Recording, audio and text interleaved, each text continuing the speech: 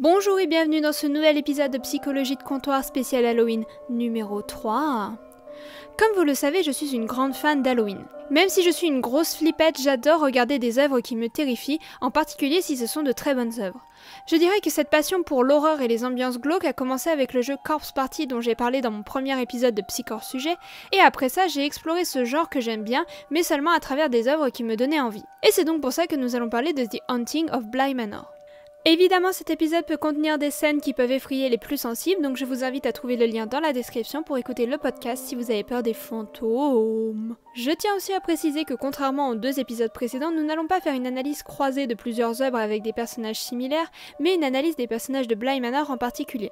Mais si ça peut vous rassurer, nous allons tellement décortiquer la série que vous allez en avoir pour votre argent. Ceci étant dit, passons à la présentation. The Haunting of Bly Manor est une série créée par Mike Flanagan et se veut être la suite de The Haunting of Hill House de la même manière que les saisons de American Horror Story se suivent. Je vais être honnête avec vous, pour le moment je n'ai vu que la saison 2. Premièrement car je pensais que Bly Manor était la première saison de la série.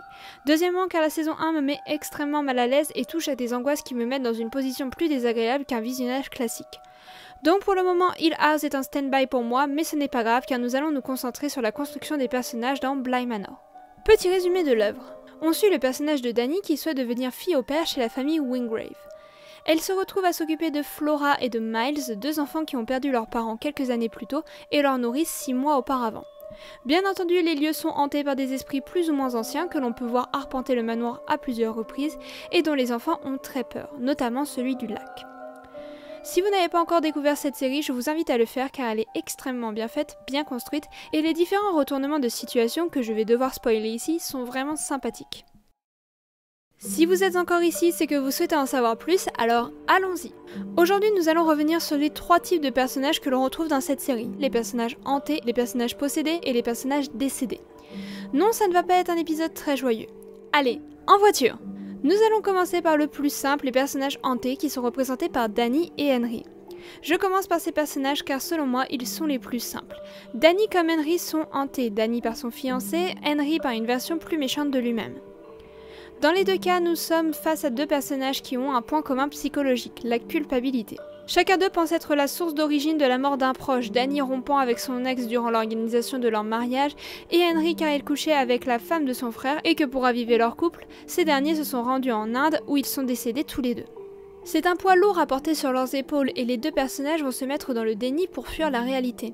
Que ce soit en s'éloignant du lieu qui leur rappelait là où les personnes décédées, à travers un objet que le personnage garde éternellement et qui leur rappelle le défunt, ou que ce soit à travers un geste symbolique, pour Dani cacher le miroir, pour Henry se saouler jusqu'à n'en plus finir, les 2 veulent échapper à cette culpabilité sans l'affronter.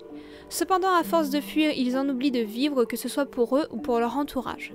Mais du coup, comment ne plus être hanté? Comment ne plus vivre dans la culpabilité et la trahison? C'est simple, en recommençant à vivre. On identifie un déclic pour Dani et Henry quand ils décident enfin d'affronter le monde, d'affronter la réalité, car tout d'un coup, ce qui se passe semble plus important que le passé, ce qui les hantait finit par disparaître pour ne jamais revenir. Quand Dani décide enfin de donner sa chance à Jimmy et quand Henry décide de se rendre à Bly car il pense que les enfants sont en danger, plus rien ne les empêche de penser qu'ils ne doivent pas le faire.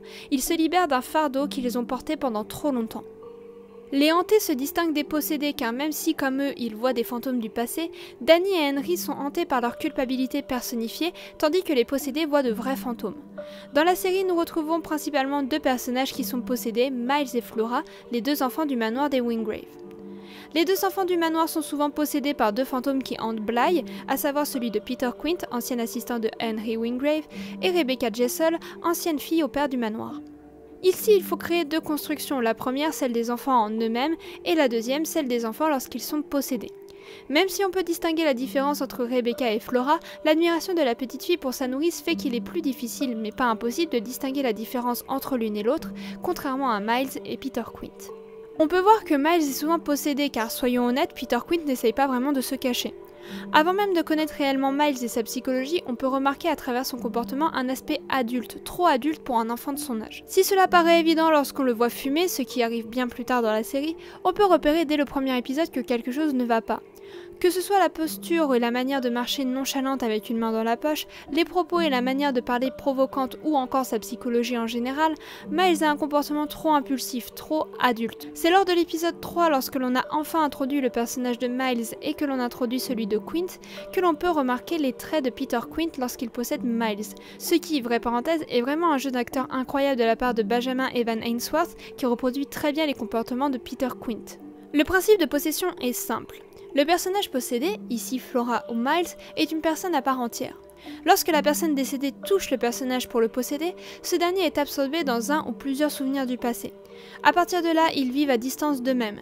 Même s'ils peuvent se souvenir de ce qu'il s'est passé, ils auront l'impression de vivre dans un rêve, comme c'est le cas de Miles lorsque Peter Quint tue Anna, car principalement plongés dans leurs souvenirs. Maintenant, c'est la personnalité de la personne qui possède qui entre en scène, et c'est à elle de choisir si elle souhaite que la différence se voit vraiment ou non. Une fois que la possession s'arrête, les enfants reviennent à eux avec très peu voire aucun souvenir de ce qui s'est passé. Ceci est assez important à vrai dire car une fois que l'enfant n'est plus possédé, il ne peut plus être absorbé dans ses souvenirs car il n'y a qu'un type de personnage qui puisse être absorbé, les fantômes. Là on arrive à ma partie préférée de la série, l'épisode de Anna Gross. Anna Gross est je pense mon personnage préféré de la série. Sa douceur, sa gentillesse, sa présence qui illumine la série, elle est vraiment un personnage génial en plus d'avoir une construction incroyable. Car Anna n'est pas seulement un fantôme, elle est le représentant des fantômes aux yeux du spectateur. Anna est un personnage assez particulier car elle est constamment présente et visible de tous. Malgré un comportement particulier, elle semble tout aussi vivante que ne l'est Owen ou Jamie alors que dès le premier jour de Danny, elle est déjà décédée. Ce qui fait d'elle le fantôme le moins repérable de toute l'histoire. C'est lors de son épisode que tous les mystères autour du manoir et autour de ce personnage se délient. Car même si Anna agit comme si elle était encore vivante, elle se comporte aussi de manière très étrange. Elle ne mange jamais, s'absente régulièrement et brusquement, elle ne se souvient pas de ce qu'elle fait lorsque les autres ne la voient pas, elle voit des choses qui n'existent pas et enfin elle s'égare dans ses pensées. Quand on voit Anna faire des bonds dans ses souvenirs, on comprend non seulement que ces égarements sont des absorptions qu'elle subit, mais aussi que si elle les subit, c'est parce qu'elle est morte. C'est pour ça que son comportement ne correspond pas à un comportement de personne vivante, car elle ne l'est pas et on vous le dit depuis le début. À chaque fois qu'un personnage se fait absorber, il a tendance à mettre du temps à revenir à lui et à ne pas se souvenir de ce qu'il faisait ou de ce à quoi il pensait. C'est le cas de Flora, de Miles, de Rebecca, de Peter et surtout de Anna qui introduit tout ce fonctionnement. C'est pour ça que j'aime ce personnage car comme beaucoup de personnages clés, elle est le déclic entre la confusion et la compréhension. C'est grâce à elle que l'on va associer l'absorption aux morts et en conséquence que seuls les morts peuvent le faire. Tant que la personne n'est pas possédée par une personne décédée, elle ne peut pas être absorbée dans des souvenirs du passé et de les revivre. Mais une autre question se pose. Pourquoi lorsque les fantômes se rendent compte qu'ils sont morts, ils restent bloqués à Bly? Pourquoi ne rejoignent-ils pas l'au-delà? Eh bien comme à chaque transition subtile que je fais depuis le début de cet épisode, nous allons passer à un autre personnage dont la construction est intéressante, Viola Willoughby. Viola est, comme le dit la série, le point de gravité autour duquel les âmes de Bly tournent. Née il y a plusieurs siècles de ça, elle était une des héritières Willoughby, les anciens propriétaires du manoir. Gravement malade, elle se bat contre la mort pendant des années, bien plus que l'espérance de vie que lui donnaient les médecins. Finalement, agacée par son comportement à son égard, sa sœur Perdita finit par l'assassiner. Elle se retrouve à hanter le coffre dans lequel elle avait mis toutes ses robes et ses bijoux, un coffre fermé qui ne devait être ouvert qu'au 18e anniversaire de sa fille. On apprend grâce à elle que plus les esprits sont absorbés, plus ils perdent la notion du temps. Mais ce n'est pas le plus important. Ce qui est important dans ce personnage, c'est sa combativité. Ce point de psychologie qui peut paraître anodin ne l'est pas car Viola va se battre pour ne pas mourir, pour vivre un peu plus, quitte à défier la mort elle-même. Lors de la scène où sa sœur est à son chevet, on entend la narratrice dire « Tous les soirs, un carrosse sombre conduit par un cheval aux yeux rouges n'avait pas eu accès au Bly Manor. Ce carrosse sombre et son chauffeur furent si souvent rejetés qu'ils ne revinrent plus au manoir. » Il ne s'agit pas que d'une phrase métaphorique ou d'une légende urbaine.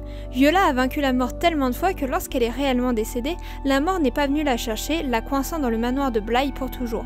Il ne s'agit pas d'un esprit vengeur car Viola ne se souvient pas de sa mort, comme Peter ou Anna d'ailleurs. Non, elle est restée coincée car la mort n'est pas venue la chercher. Comme tous les autres esprits, elle reste absorbée refaisant le même pattern de mouvement encore et encore jusqu'à en perdre son identité. Une routine qu'elle fait par automatisme et que chaque esprit de Bly est mené à subir un jour. Après cela, après la mort de sa sœur qu'elle a tuée et de sa famille qui l'a balancée dans le lac, sa volonté n'en est que renforcée. La mort ne franchira pas les portes de Bly, ni pour elle ni pour les autres. En conséquence, c'est pour ça qu'il n'y a aucun esprit ailleurs, malgré les expériences tragiques que les autres personnages ont vécues en dehors de Bly. Les esprits sont coincés ici. Mais... attendez. Si seuls les morts ou les possédés peuvent être absorbés et qu'aucun esprit ne peut sortir de Bly, alors pourquoi Henry est-il absorbé? J'adore cette partie. Est-ce que j'ai écrit un épisode complet pour parler de ce personnage en particulier? Absolutely. Henry n'est pas mon personnage favori à proprement parler, mais c'est le personnage qui, selon moi, a la meilleure construction de la série. Si je parle de lui en dernier, ce n'est pas par hasard, car maintenant que je vous ai expliqué la différence entre hanté et possédé, qui peut être absorbé parmi les vivants et comment cela fonctionne, on peut s'interroger sur son personnage. Il ne fait aucun doute que Henry est hanté par une version de lui-même là pour le moquer et le rabaisser, générée par la culpabilité qu'il ressent d'avoir trahi son frère et de l'avoir poussé à faire ce voyage pour renouer avec sa femme. Cependant, lui aussi est absorbé lorsqu'il est seul dans son bureau sautant d'un souvenir à un autre, et ce sans être possédé ou être mort. Ou presque. Lorsque son frère et son amante sont morts, il est mort aussi, métaphoriquement. Il a cessé de vivre. Anna fait elle-même le parallèle entre Henry et Miles lorsqu'il est possédé par Peter Quint en disant qu'il n'est plus lui-même depuis la mort des Wingrave. Tout comme Miles qui n'est plus lui-même lorsqu'il est absorbé, c'est aussi le cas d'Henry. En soi, il n'y a pas grand-chose à dire sur Henry, mais je trouvais le fait qu'il soit le seul à être absorbé alors qu'il est encore vivant et en dehors de Bly assez intéressant, et cela donne beaucoup d'informations sur son état d'esprit. Et ironiquement, cela rejoint une remarque qui a été faite autour de Rebecca et par Dani lorsqu'elles sont possédées, l'une par Peter Quint, l'autre par Viola. Plus on est absorbé, plus on vit à distance de sa propre vie, plus on s'éloigne de qui on est. On le voit particulièrement à travers leur comportement qui se fait de plus en plus distant de la réalité, presque apathique.